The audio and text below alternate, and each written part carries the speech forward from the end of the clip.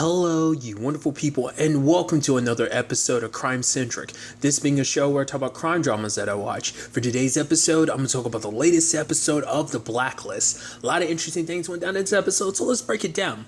But first and foremost, obviously, Red is desperate because he now knows that Katerina has Frank around her Ilio, and now it's like a race against time to get to him before anything can happen, because even Dembe's he'll never say anything, but that's what worries Reddington, because it's even if he doesn't give her the answer she wants, he's still going to end up dead, and obviously that's not something Reddington can have. So he ends up giving the team a new case. It's interesting, it's basically him after this dude Babish, who is basically part of this intricate criminal managing, but basically it acts as almost like a loan, an IOU for criminals. It's basically this criminal needs to make sure that this criminal organization gets this money, but instead it's they'll pay it out of pocket, and it's it's an IOU. That way there's no actual bank transactions, there's no paperwork, so it keeps everything super under the radar, which I'm that's an incredible system. Obviously a scary, bad system, because it's a whole bunch of criminals utilizing it. But the whole point is to, obviously Reddington wants to get to Babish because Babish has the means of tracking down Katerina, in the sense of okay, so she, transferred money to Sutherland, but it's obviously she might have used Babish as a means of transferring money for other things too. So that could be a clue or ties to whatever she has been up to. So that was kind of the whole point. Obviously, and I love the whole thing of okay, so Reddington wants us to take down this criminal whole operation, which obviously he would kind of benefit from this system in itself. And I love Agent Park being the one to be obviously Reddington's got something up his sleeve. Must be that he's using this as a diversion, which I love Aram being wow, you've only been here 9 seconds and you're already more pessimistic than a Wrestler or whatever. And then he kind of turns to Wrestler, he's sorry, and Wrestler just kind of gives him a stern look. It is kind of interesting because she immediately jumps on the Reddington conspiracy, which, to be fair, it's Reddington, and that is something that Wrestler would say. But it's man, I mean, to be fair, Agent Park has been on top of the whole we can't trust Reddington. He's literally been at the top of the FBI's most wanted list. You guys have kind of gotten super lax around the fact is of Reddington and his very gray area morals, because it's all, because in a twisted way, this is a family that's come together because of Reddington. So the situation's very different. And so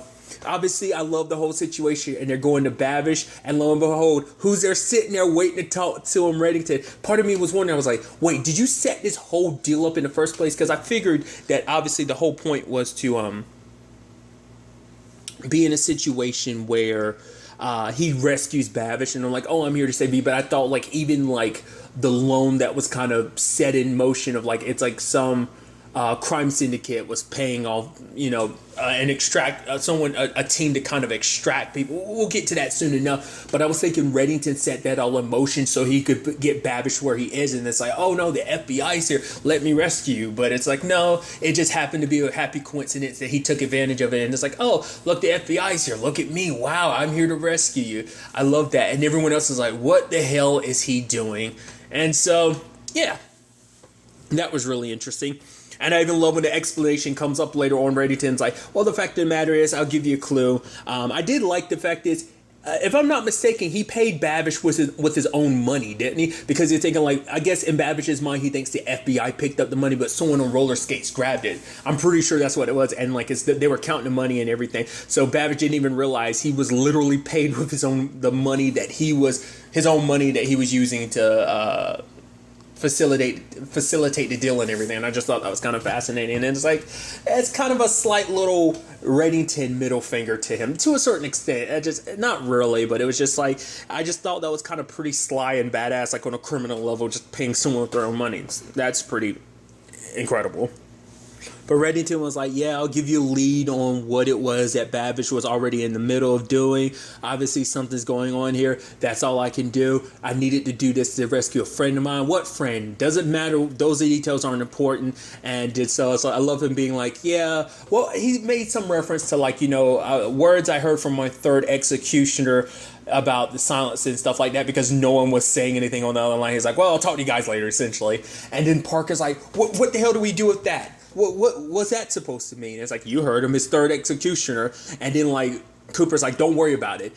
Even after all these years, Reddington still manages to surprise Cooper and still manages to make it so that no one ever really knows 100% what's on his mind. So I thought that was fascinating how that was done.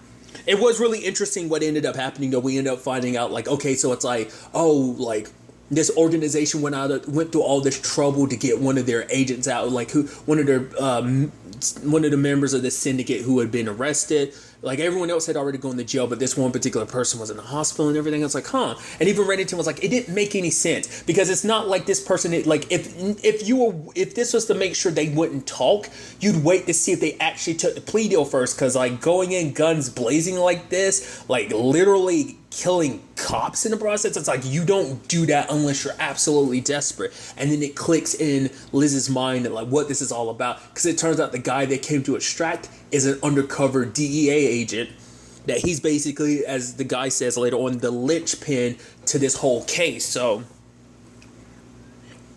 he was obviously this was about getting him and trying to figure out how much he told. Well, obviously they need to find out how much the cops knew about their operations, and obviously they were going to eventually kill him, because obviously if he's the only ties to, because they needed probably his testimony, because if he died, probably, like, he's the only, like, it'll probably be a thing of, like, all that evidence kind of goes down the drain, because there's no one to verify. As a living undercover agent, he would be able to. So I guess that's kind of like the thought process behind it. But luckily they were able to find them, because a wrestler was able to slip a card into one of the guy that was strangling him. I mean, that's pretty impressive to be able to kind of think that far ahead, just while having a guy try to strangle the life out of you. So, but luckily they were able to get to the DEA agent in time.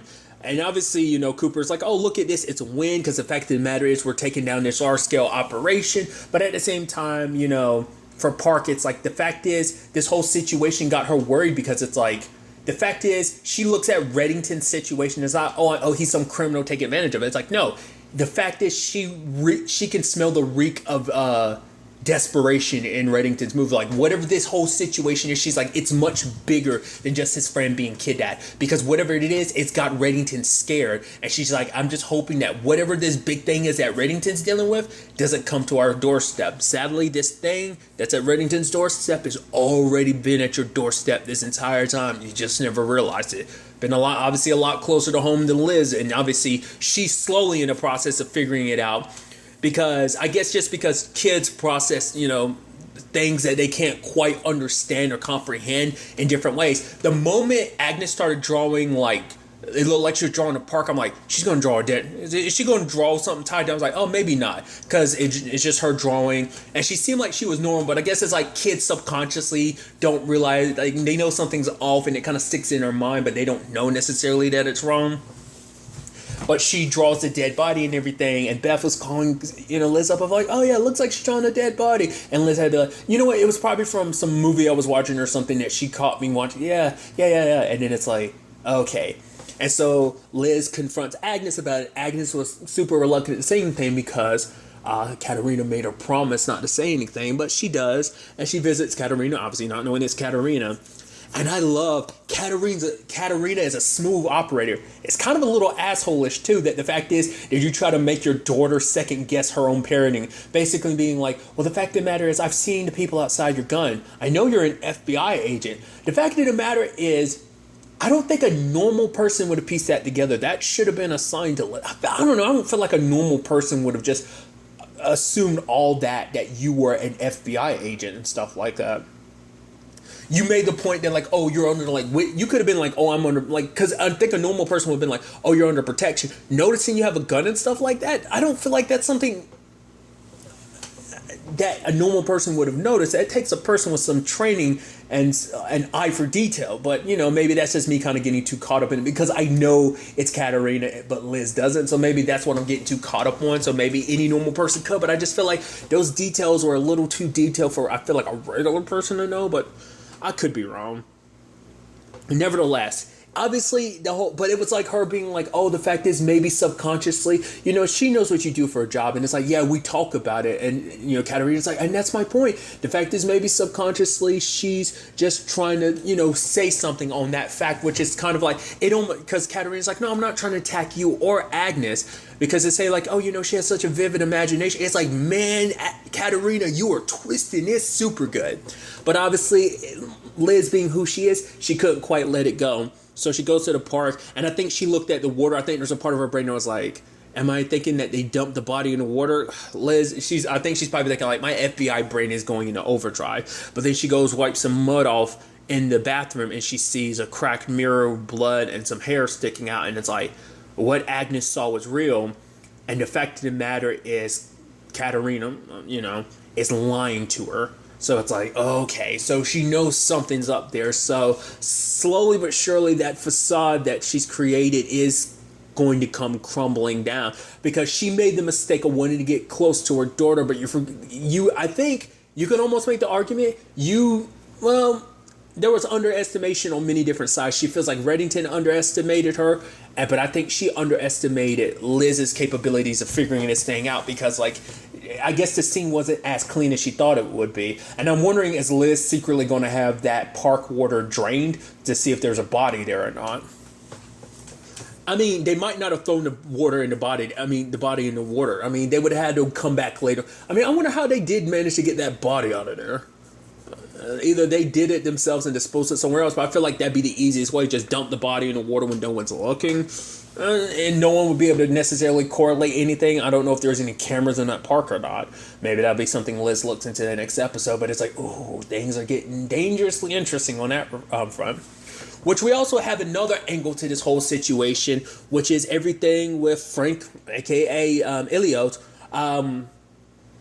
There's that conversation between him and Katarina, and it is so sad because this is her childhood friend that it's like he gotten beaten to a pulp like that in his place and everything, and for her it's kind of like you're kind of almost brought it upon yourself with everything that's happening towards me. It's like, my dad, I can understand he betrayed me because his betrayal was because he thought he was protecting Masha, but it's like, what was your excuse? The fact of the matter is, we don't know the details, because once again, we were under the impression that Ilios became Reddington. So once again, we're back to the number one question. Then who the hell is the Reddington we know? Is it going to be a twist that he's actually the real Raymond Reddington, and he's been playing like he hasn't been Raymond Reddington the entire time? Or are we dealing with a other third party? Because whoever he is, even Katarina, is why are you defending him? Our past together, everything that we've been through, we were so close, we were so important to each other. Katarina was so important to you. Masha is so important to you. Why are you defending this guy?